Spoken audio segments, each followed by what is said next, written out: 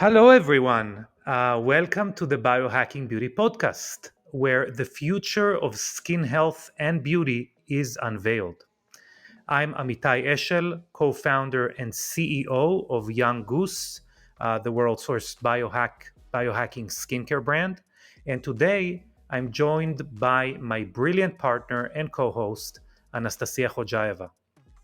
Together, we're on a mission to decode the science of beauty and share groundbreaking innovations with you. In today's episode, we have the pleasure of speaking with Caroline Goodner, the visionary co founder and CEO of Organicare. Caroline is a beacon of entrepreneurship and innovation in feminine healthcare, transforming the industry with her dedication to creating science backed, accessible, natural products, which are fascinating. We'll be diving into the crucial world of vaginal health, discussing the impact these issues have on women's lives, and uncovering the entrepreneurial journey that has led Caroline to where she is today. Before we dive into our conversation, I'd like to read a review from one of our Biohacking Beauty listeners. Rita Adelina writes, really love listening to your podcast to learn important lessons about what to do and what not to do for my skin. There are other companies out there that claim to help improve and maintain skin, but they are mostly anecdotal evidence. You delve into the science with great explanation, and you make it fun. Can't wait to try your products. So we cannot wait for you to try our products as well. And thank you very much for this review. In general, if our podcast has touched or inspired you, we'd be incredibly grateful if you could take a moment to leave us a rating and review wherever you're listening to the podcast, whether it's Apple Podcasts, Spotify, YouTube, wherever that is. Every word you share helps us reach more people and keep the conversation about beauty and wellness evolving and growing and helping as many people as we can. Now, without further ado, let's welcome Anastasia and Caroline Goodner to the Biohacking Beauty podcast. Okay, so today this is a very special episode because we are kind of stepping a little bit away from our beaten path of talking about facial skin, because we are obviously here to serve the community and the wellness of the entire biohacking community, if you will. So first of all, I invited Anastasia to be my co-interviewer because today we're interviewing, as I said in the opening, and a very, very interesting person. So first of all, Caroline, welcome to the Biohacking Beauty podcast. Thank you so much. I'm excited to be here. Yeah, so we are going to talk a lot about vaginal health, and this is why obviously Anastasia is here. Yeah. And I'll let you guys shoot the interview. If I have any funny comments or anything, I'll definitely jump in. Great. Please chime in anytime. So, Caroline, I'm really curious to know what sparked the creation of the Organicare and how does it aim to revolutionize women's healthcare through its product offerings? Yeah, thanks for asking. So, interestingly, we do have a tie-in to your skincare orientation. So, Organicare, it was kind of formed with three co-founders. I'm one of them. And one of the other co-founders is from Italy. And he had this technology that we now use in our topical products.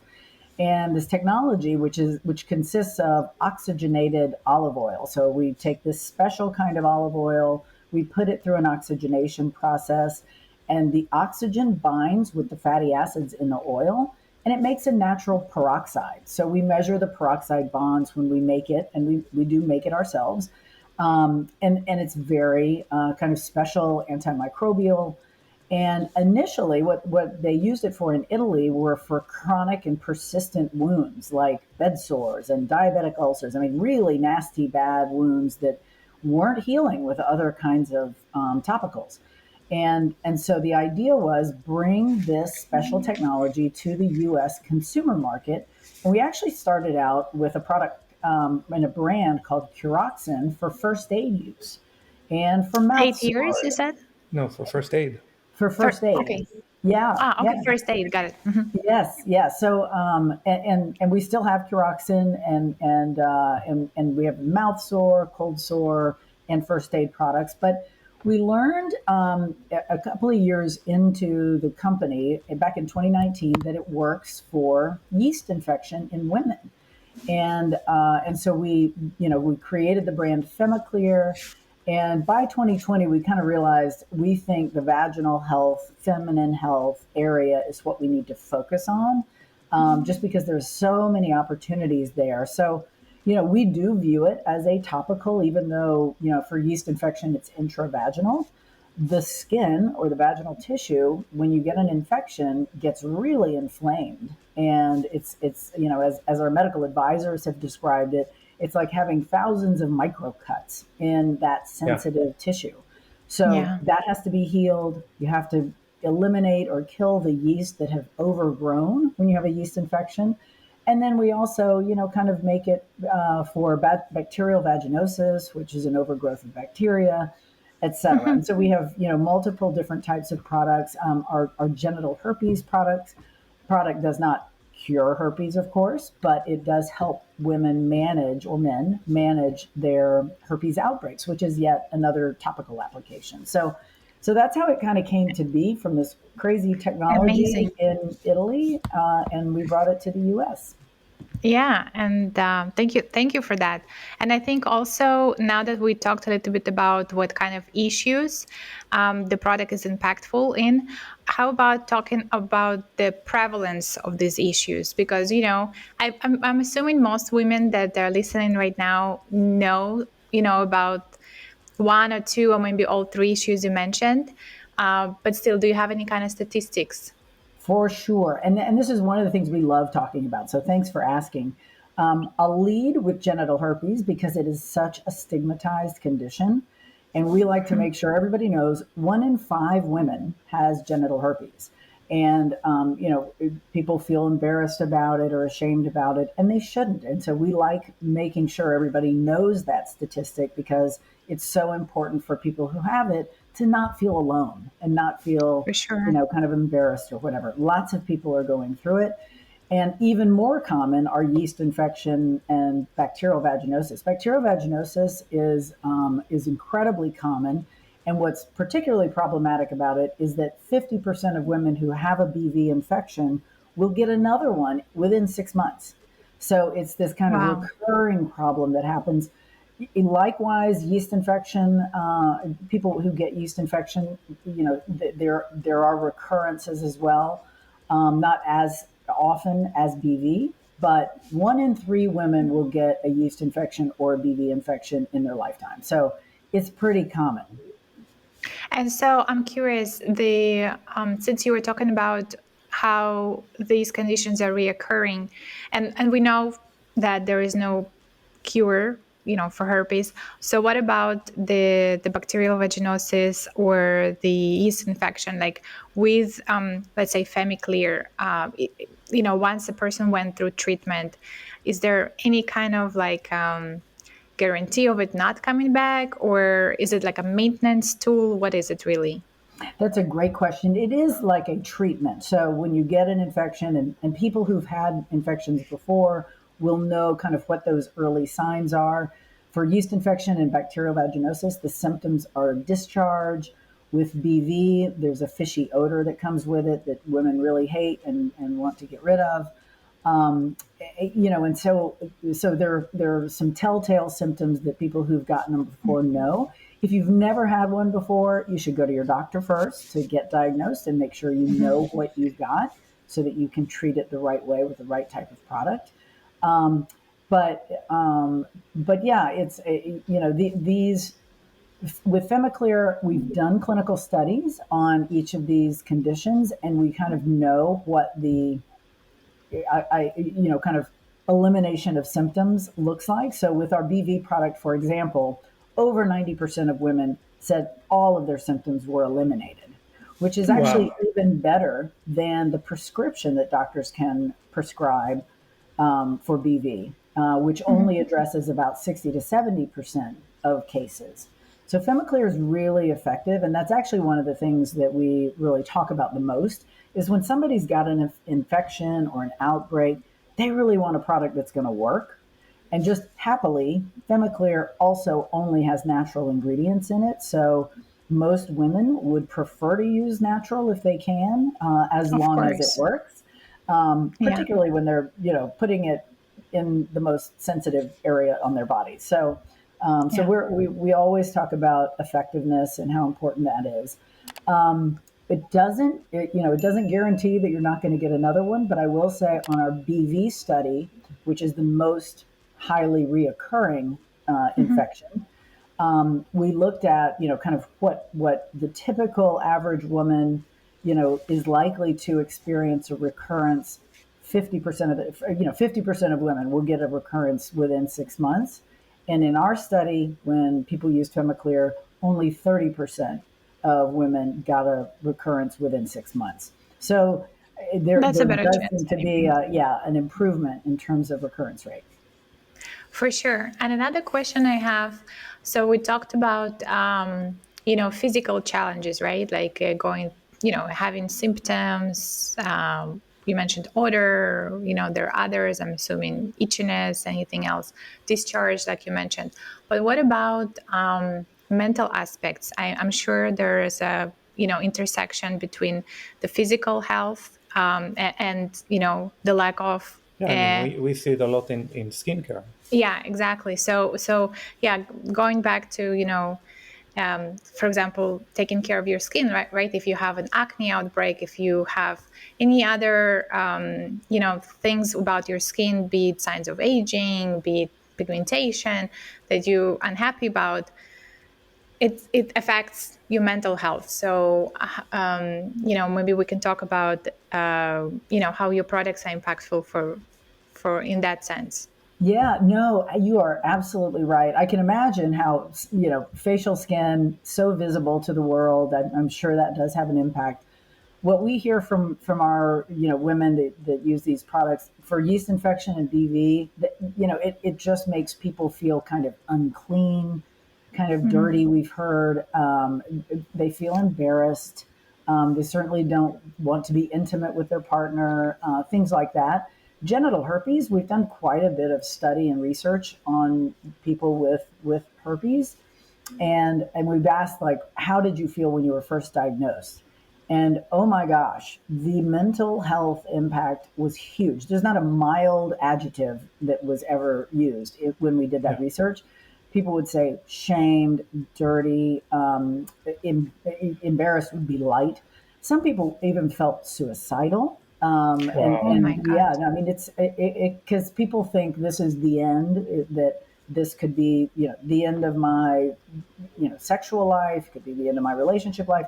It's not that way. We want to just make sure anybody listening knows that it really doesn't need to be that way. This is a very manageable condition.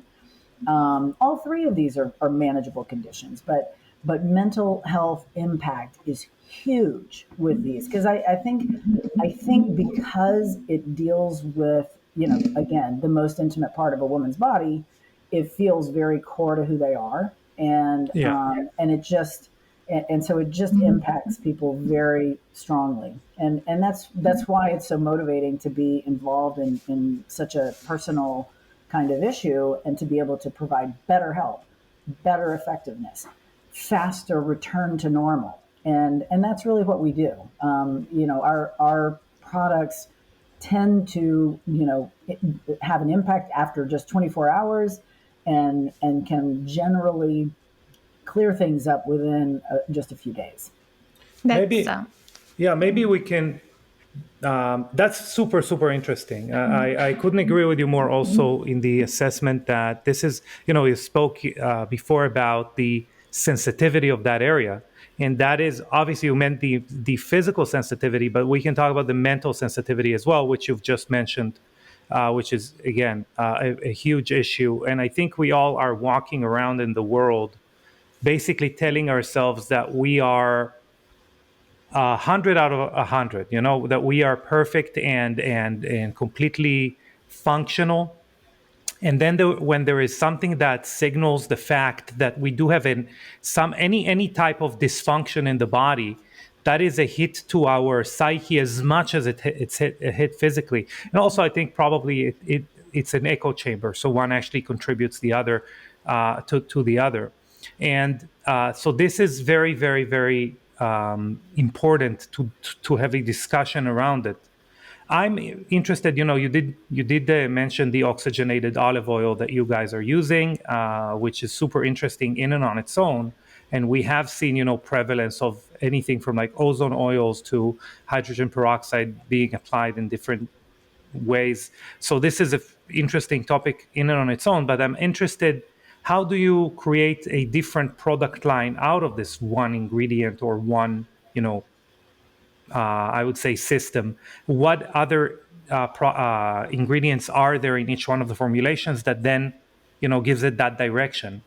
Yeah, for sure. Great question. And yeah, the core, what we call our substrate, which is that oxygenated olive oil, is a key ingredient. But we definitely have other ingredients that are known to be effective against whatever microbe it is that we're addressing. So in the case of yeast infection, Candida albicans, Candida glabrata, those are the yeasts we're trying to eliminate. We use thymol for our BV product because it's known to be active against Gardnerella vaginalis, which is the bacteria that overgrows in a BV infection. We use lemongrass in our herpes product because that's known to be effective against HSV1 and HSV2, which are the two herpes strains that can cause genital herpes. So we do have other additives that we include in these formulas. And then it's the final formula that we use to do our clinical studies and our lab studies. So that's one of the kind of key hallmarks for us is we like to make sure that it's going to work, and we like to have data that supports efficacy. So the lab testing that we do is kind of a standard, what they call an FDA's ASTM type test that shows how even in a lab petri dish, if you put our product in with Gardnerella vaginalis, we'll measure to see how much does it eliminate. And in our case, it eliminates these different microbes 99.9% of the time. And then in our clinical studies, we have people test the products that, have these conditions, and they report back to us how, what their experience was, how were their symptoms eliminated. And that's how we get that data. I see. And I have another question on that note. So typically when you on a quest to eliminate bad bacteria, unfortunately you end up, kind of disturbing the microbiome and, eliminating all of the bacteria, the good and the bad. So with a lot of protocols for, supporting, let's say, gut microbiome or skin microbiome, if you had to eliminate the bad bacteria, you then have to kind of like seed the good bacteria. So I'm just curious, how do you guys support the healthy microbiome with your products? Do you have like a before and after product for your protocol, or is it, just tell us a little bit about that.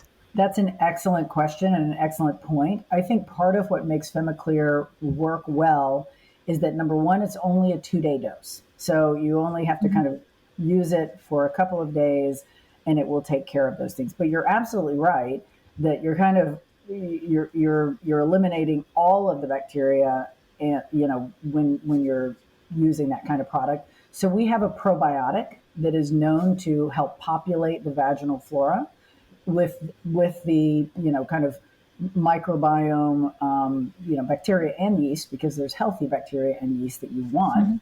And so we always recommend using a daily probiotic. And so FemiClear has a vaginal probiotic that you take orally, but it's been clinically studied and shown to populate the healthy vaginal microbiome the way That's you want great. it. And you would say Mhm.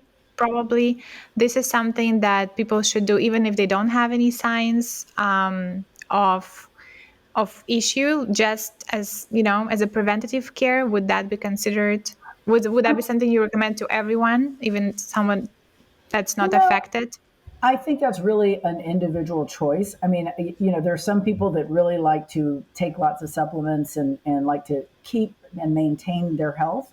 So if this is something, if you ever feel off down there vaginally, it might be something that you'd want to do. If you're perfectly healthy and nothing's going wrong, I'm not sure that I would Mhm. recommend it to that person. I If understand. everything is Okay. completely fine, I'm not really a fan of taking things unless you have a good reason for needing them. But a lot of people do have periodic, just being off balance, not feeling quite right down there. And in that case, I would definitely recommend it. For sure.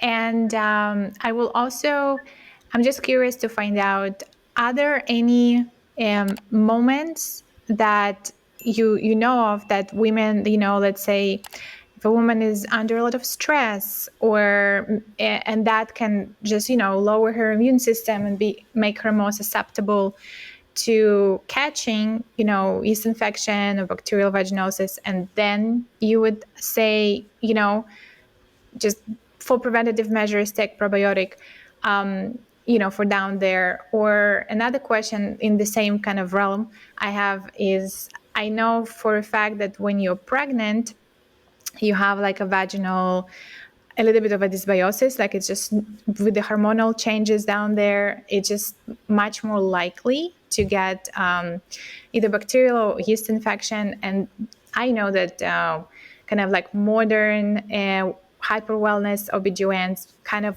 offer pregnant women to take probiotics specifically for vaginal health, because there is also, like closer to the end of pregnancy, there are certain tests to see if you have a specific bacteria, and then you can be more susceptible. Like it can actually prevent you from like a vaginal delivery, or put a risk for vaginal delivery and make you more at risk for C-section. So, do you have anything to talk, like to shed a light on that subject? Yeah, no, you're absolutely right. I mean, there are certain triggers that women have that will kind of throw their balance off, and that balance being thrown off can be just again as mild as I just feel a little off down there, or it could be a full blown infection. Or you're right, like in the case of genital herpes, one of the things that I know they give to women when they're nearing delivery time, they will give them an antiviral prescription to take so that it's, hopefully will prevent an outbreak from happening. Because if you have an outbreak, you definitely will be getting a C-section, because a herpes outbreak during a live birth can actually impact the child in a negative way. So for sure, and in fact, one of our newest products is what we call our infection protection cream, and this is something that can be used at trigger points. So women Mhm. that get recurring infections know often what triggers them. Sex is a big one for BV Mhm. and UTI. We have a UTI infection protection product as well. But just like you say, hormonal imbalances. Some women get an infection or get imbalanced at certain times during their monthly cycle. So there are, I think women know their bodies better than anybody else. I mean, and Mhm. so I think they do know when intervention would be great to have. And so, we would recommend, kind of using those sort of infection protection products at those trigger points. A probiotic, I think, is more something you'd want to do daily if you have the occasional infection. If you Got get it. infections, it's better to use a probiotic on a more regular daily basis. I see. I see. Well, and I think to shift gears a little bit, we can also talk about how this entrepreneurial journey, impacted you personally. So, we're entrepreneurs ourselves, so we know it's a journey of highs and lows. So what are some of the most valuable lessons you learned through creating Organic Care and FemiClear in particular? I'm kind of addicted to it. I started my first company when I was in my 20s, which was a while ago, and so this is my fourth company that I've led, third to Wow. co-found or found, so I can't imagine operating any other way other than entrepreneurially. I feel like there's certain things that it takes to do this kind of crazy work, because you do, while there's some really great excitement with it. I love not having the same day any 2 days in a row. You also do get an extra handful of problems that you have to solve all the time, and so to me, persistence is one of those things that you've got to have, and resilience when those problems come crashing down. But it also gives you great opportunities. I think one of the things I've always subscribed to, and this isn't every entrepreneur necessarily, but I like having a truly different and disruptive product or service. The first company I had was a DNA testing company. We did paternity testing and forensic DNA testing, and Wow. we launched that with a new technology, and so that was really exciting. With FemiClear, I feel like these are products that are serving under innovated or not innovated conditions at all, and so we're bringing something new, which is efficacy and natural ingredients, to categories and conditions that don't have that. And so being able to be really clearly different than, and giving consumers more choice, a different choice, for many consumers, a better choice, is something that really, makes it super exciting for me. That's my preference. Gosh, I mean, the things I've learned and still have yet to learn are too numerous to count. But I'll say kind of having a team that you really can depend on and rely on. I mean, who you work with is kind of the number one, right? For sure. Thing. Yeah, I So, think I first of all I agree. We love our team. We literally use those words, not to their yeah. face, but no. But we literally use those words. Like we feel like I come from a military background. We really feel like we're in the foxhole with them, right? Mm, And I couldn't agree more. And I think what I'm connecting to what you're saying specifically is that desire to bring something disruptive, not necessarily because to ruffle feathers, but really because you think that there is a different solution, things can be done better, etc., and to give that service that you feel no one else brings to the table. I mean, this is why we started our company. That's why we start other businesses that we start. I think it's definitely the leading desire of an entrepreneur to say, I see some challenge that's not being met properly.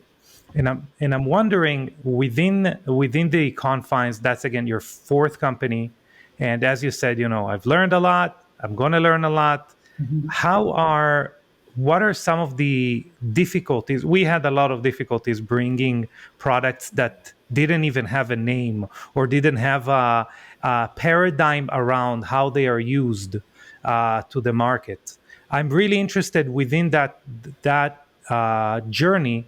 What were some of the challenges of bringing a disruptive product to the market? Yeah. Yeah, no, great question. I think you're right. It's when you're trying to describe something nobody's heard of before, it can be challenging coming up with the right language that's simple enough, that doesn't require a 10-minute explanation. It's really in communication, and how do we describe what we're describing in a way that's clear, succinct, quick, and people can say, I got it. I got it. That is, that's a great idea. And it's easy to describe in long sentences. It's really tough to be brief. and clear. But so I think that's probably one of those hardest things to do. And changing people's behavior is tough, right? It's hard to be, to make sure people know, why should I care about this? And you have to explain why they should care. And then why should I believe you that it's going to do what you say it's going to do? Yeah. But if you can get those two things nailed down, why, what is it? Why should they care? And why should they believe you? To me, those are key questions that if you can answer them succinctly, you achieve something.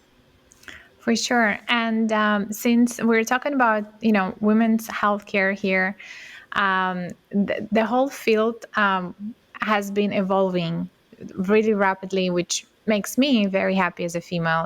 We now finally we're talking about the cyclical nature of females, and there is just so much more education of how you can take care of yourself as a woman in all aspects of your life.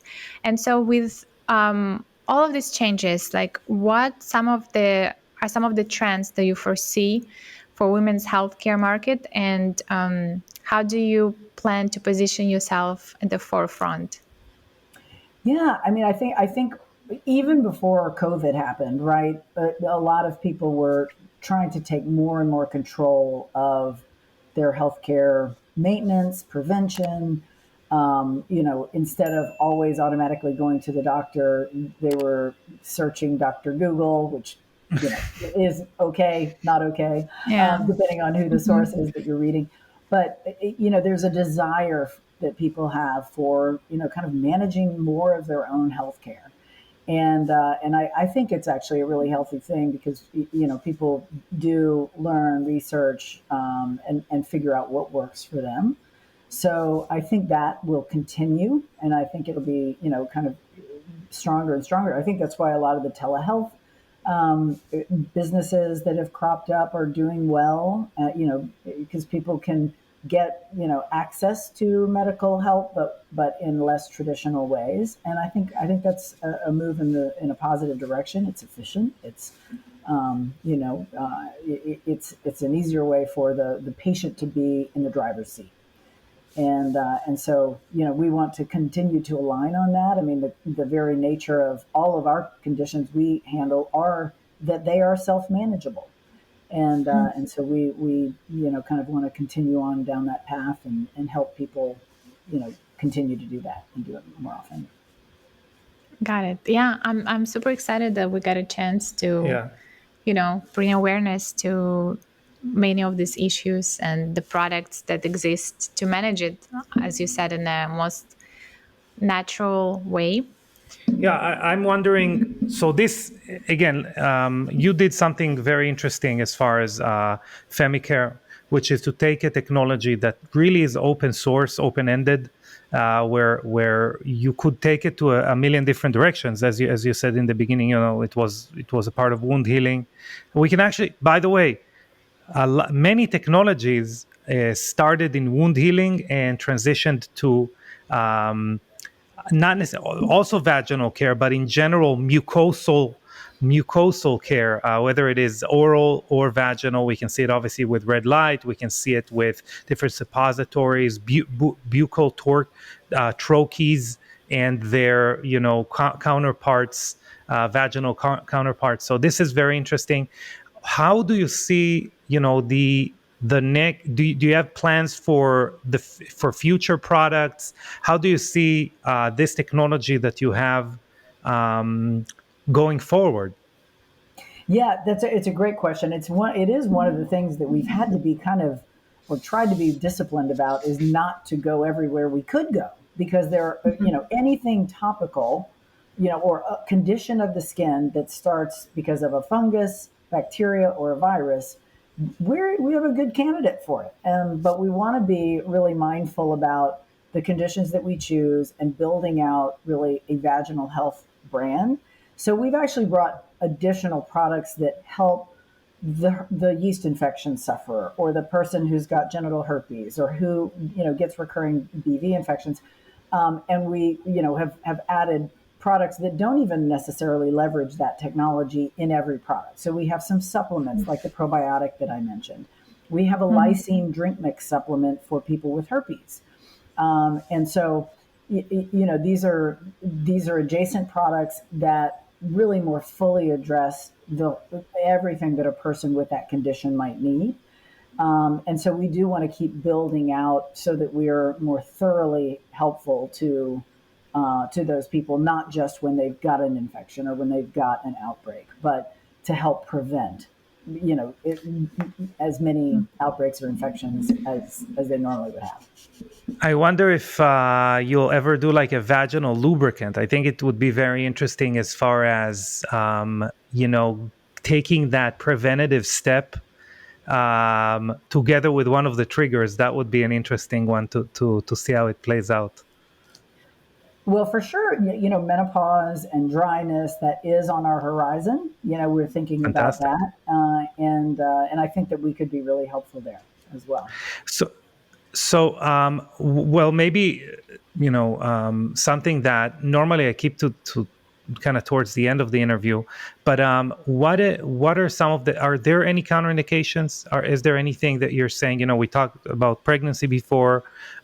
Is there anything that people should know before they say, as you said, consult Dr. Google and jump right ahead to using the products? Because there's only natural ingredients in these products, there's really not anything we're aware of. Look at the ingredients, make sure you're not allergic to any of the ingredients that we have in them, but they're not highly allergenic ingredients in the first place. So there's not really much, I always advise people, like if you are pregnant or if you've got some sort of immunocompromised condition, always check with your doctor. But generally, no, these are pretty effective, but not risky products and ingredients. Mm-hmm. Fantastic. I think this was a great interview, and I think it's a very refreshing conversation that we don't normally have on the podcast. Normally, we have a discussion about a novel ingredient that can make you younger and something that, I don't know, that you should use with lasers or something. So now, that's a great respite, I think, from it. So let's go to the more functional or more actionable aspect of using the products. Where can a person purchase it? Is it online? What kind of stores can they purchase it? And so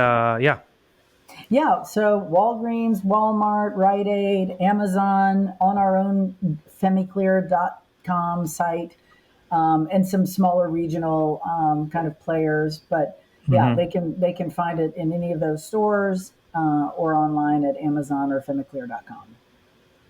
Fantastic. And how can people kind of keep in touch with the brand? Maybe they don't have anything right now, but so is there Instagram or anything like that? Yeah, we do have Instagram and Facebook. Our TikTok channel is probably the most active one, just because we have about 400 or so thousand TikTok followers. So yeah, find us on any of those social media channels. We do actually on TikTok especially, we do a lot of education. We found that, and we don't just do education on conditions that we treat, but vaginal education, vaginal health education overall. And so, some of the videos we have on there have gotten lots and lots of views and lots of engagement and a lot of good educating that's going on. And we love hearing from people and just, providing information that people need. Fantastic. This was actually my question that I wanted to ask, is if you have like a community that you were able to build, and how can people, as you were saying, that a lot of people that go through this challenges, they feel very alienated, and there is a lot of stigma. And I think by having a community where you guys can educate and people can listen, that can help destigmatize. And so I'm so happy to hear that you have, this booming and TikTok channel where I'm sure our listeners now can go join, educate themselves, and just familiarize themselves with what's going on and how they can take care of it. So that's amazing. We're so happy that you found time to talk to us. I really hope everyone enjoyed the episode. Thank you so much. Thank you so much for having me. I love what you guys are doing. Thanks for going a little outside of your typical topic structure and stepping into vaginal health. It's really helpful. I mean, I always am grateful anytime I get to talk about this, because there's bound to be lots of people who struggle with these issues, and they need to know that they don't need to struggle as much as they have been. And we hope they'll give our products a try, and hopefully they don't need to, but if they do need to, it's good to know they're there. So exactly, thank you for everything you guys are doing. It's great. It's really wonderful. Thank you, Caroline. Again, show notes are going to have all the links that we've talked about right now, whether it's the website or the TikTok, the Instagram, everything. So make sure to check that out. Caroline, again, thank you very much, and much continued success to you and the FemiClear. Thank you so much. And Organic Care and everyone. Yeah. All right. Take care. Thank you very much. Thank you. See you so guys. much.